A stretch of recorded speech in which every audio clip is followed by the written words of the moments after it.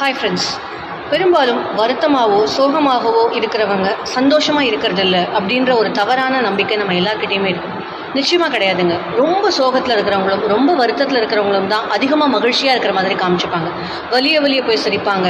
ரொம்ப சந்தோஷமாக இருக்கிற மாதிரி தங்களை காமிச்சுப்பாங்க. ஆனால் அவங்க அதீத வருத்தத்தில் இருக்காங்க அப்படிங்கிறத நம்ம புரிஞ்சுக்கணும்.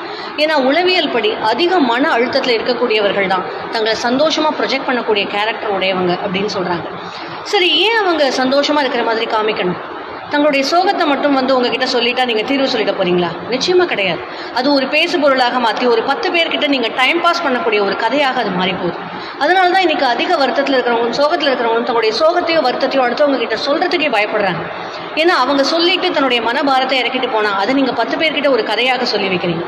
தயவு செய்து சந்தோஷமாக இருக்கிறவர்கள் கவலை இல்லாதவர்கள்னு தப்பாக நினைக்காதீங்க. எல்லாருக்கும் ஆறுதல் தேவைப்படுகிறது. நன்றி.